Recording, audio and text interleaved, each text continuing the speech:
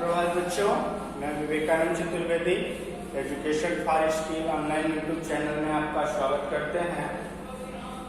जैसा कि हम लोगों ने अपनी कक्षा 12वीं का रसायन विज्ञान का दूसरा विलयन शुरू कर दिया था और इसका मैंने 2 वीडियो आपको दिया था। जिसमें पहले वीडियो में हम लोगों ने चर्चा करा था कि विलयन होता क्या है, कैसे बनता है, कितने प्रकार का होता है, इसकी प्रकृति क्या होती है और उसके उदाहरण के बारे में हम लोगों ने चर्चा करा था।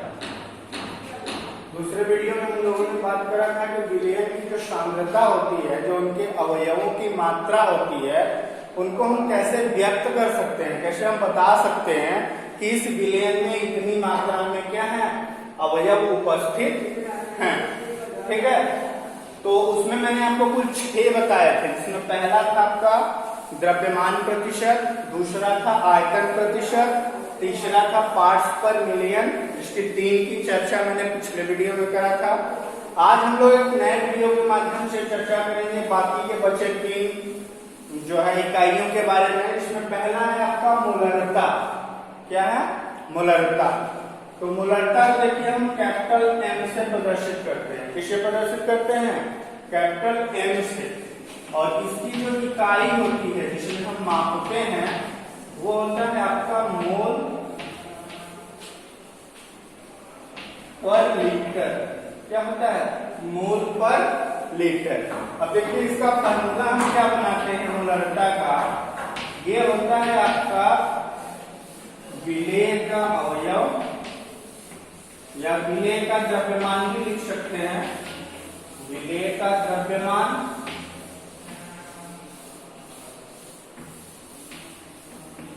और विलयन का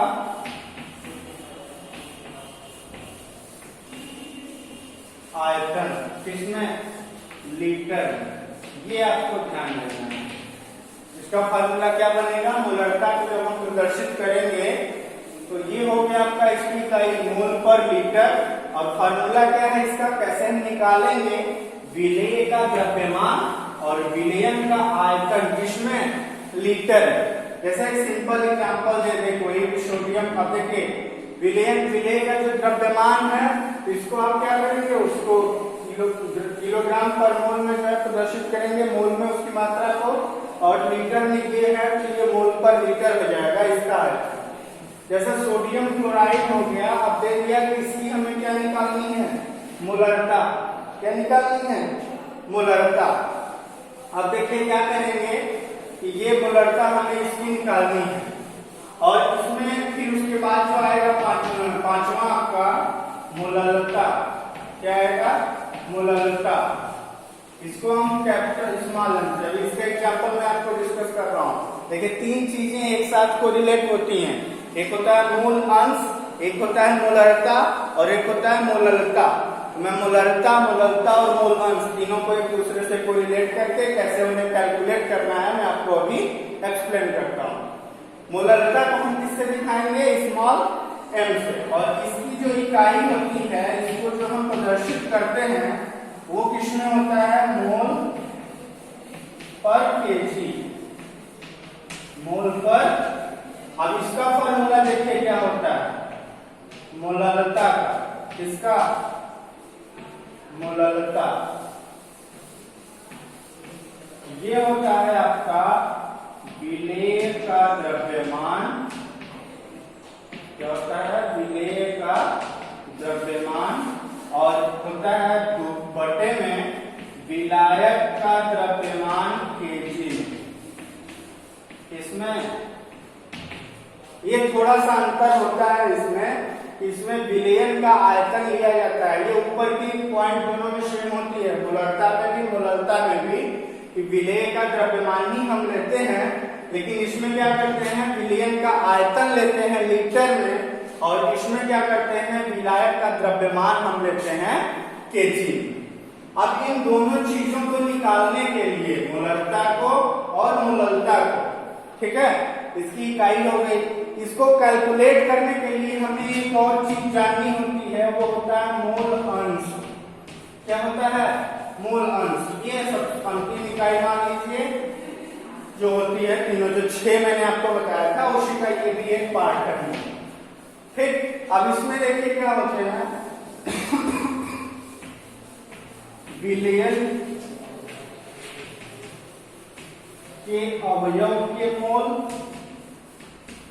विलयन के अवयव के मोल और विलयन का कुल अवयव मोल। अब देखिए सबसे पहली चीज तो ये जानिए आप कि ये हो गई मोलरता, ये हो गई मोलरता, ठीक है। ये आप किसी विलयन का भी निकाल सकते हैं और किसी एक पार्टिकुलर एलिमेंट का भी आप निकाल सकते हैं। जैसे मैंने भी एक लिखा था NaCl, तो NaCl जैसे यहाँ ये एग्जाम्पल लिखा हुआ है, ये लिखा हुआ है कोई भी यौगिक है, NaCl है, H2SO4 है, कोई भी यौगिक है, तो इसमें आप सोडियम की भी मोलरता बता सकते हैं, क्लोरीन की भी मोलरता बता सकते हैं, पूरे विलयन का बता सकते हैं मोलरता और मोलरता। लेकिन मोल अंश जब भी बताया जाता है वो पूरे विलयन का भी होता है, और यानी कि इन तीनों चीजों को आप उसी से कोरिलेट कर सकते हैं कि ये आप एक एक तत्व का भी बता सकते हैं और पूरे विलयन का भी बता सकते हैं। पूरे विलयन का मोल अंश भी बताया जा सकता है, मोलरता भी बताई जा सकती है, मोलरता भी।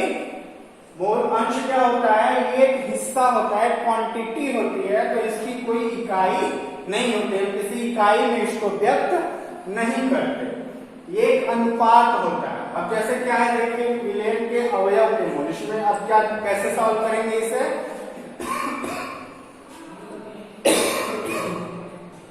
इसका फॉर्मूला होता है आपका विलयन के अवयव, यानी कि विलयन में जैसे मैं अभी बात कर रहा था तो आपको ये दो चीजें बताया था ना, एक होता है विलेय और एक होता है विलायक। क्या होता है, विलेय और विलायक, ये तीन चीजें होती हैं, दो चीजें होती हैं, इन्हीं दोनों अवयवों से मिलकर विलयन बनता है।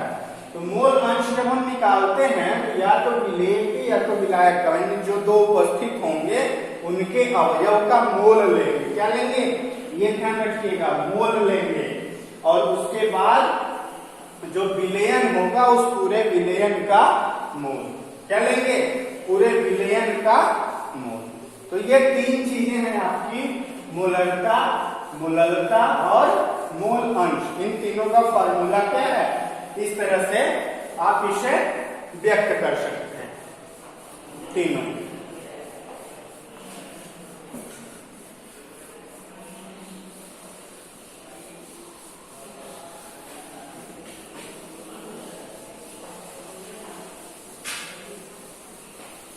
अब देखिए सबसे पहले जो है, आइए इसको मिटा देते हैं थोड़ा सा एग्जाम्पल के माध्यम से, न्यूमेरिकल पोर्शन से आपको बताते हैं।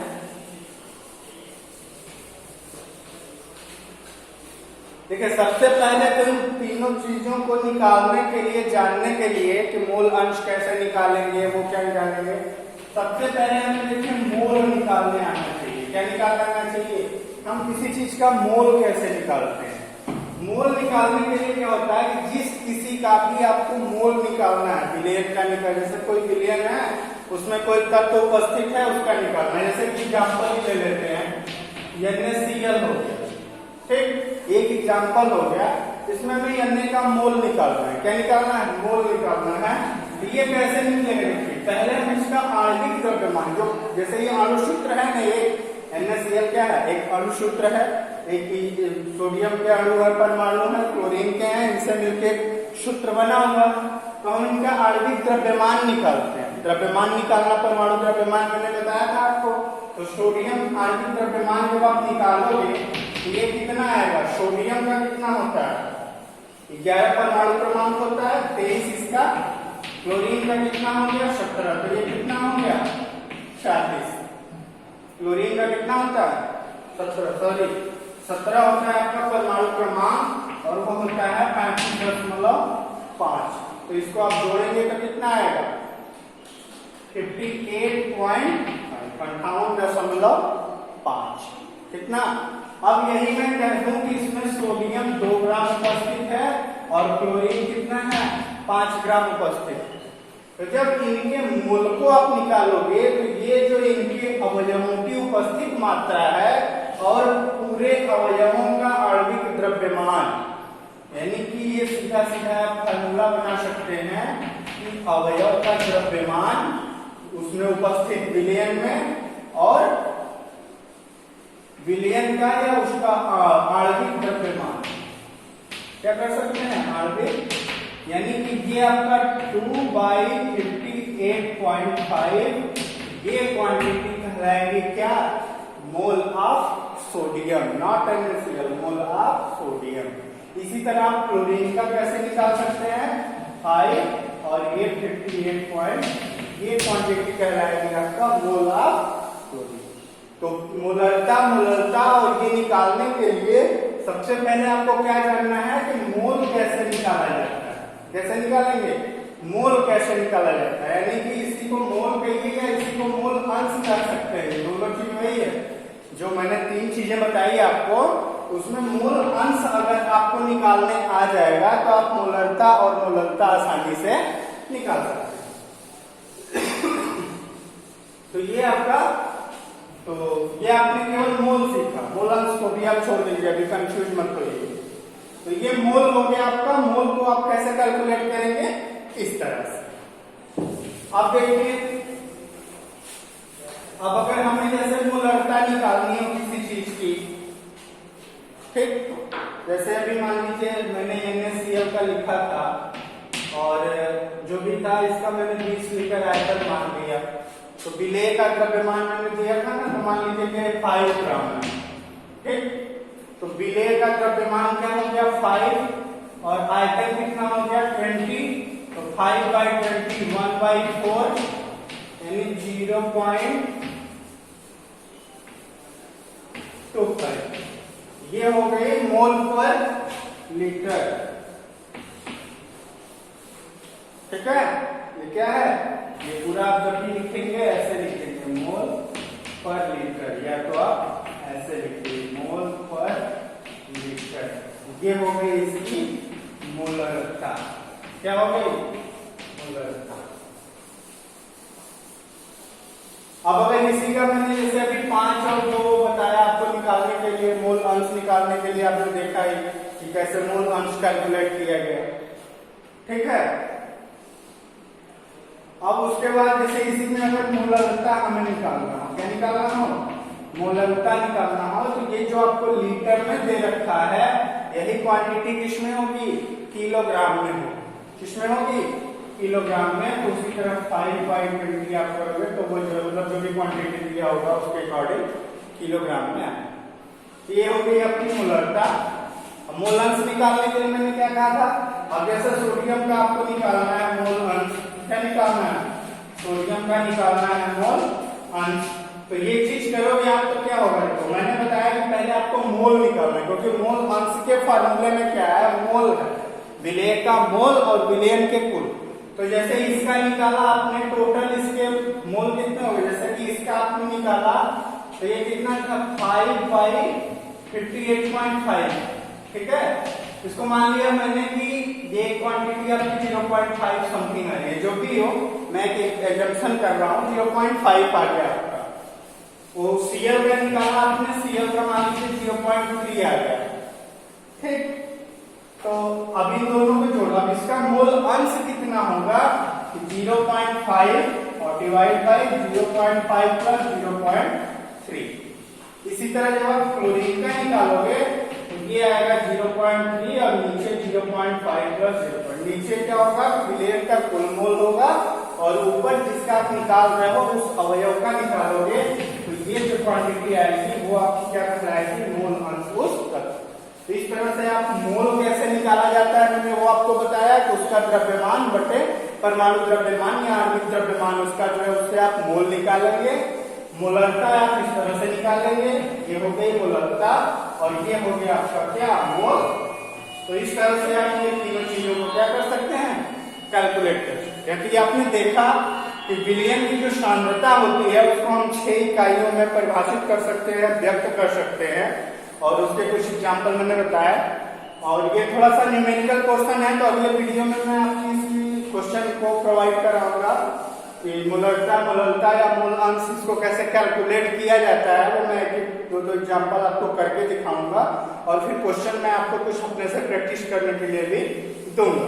तो आप इन वीडियोस को देखें और इन्हें समझकर जो इनकी परिभाषा है जिस तरह से मैंने करने को बताया उसको आप थोड़ा सा समझें। और अगले वीडियो में जब मैं एग्जाम्पल कराऊंगा तो आपकी स्थिति और ज्यादा बेहतर क्लियर होगी। तो तब तक के लिए धन्यवाद।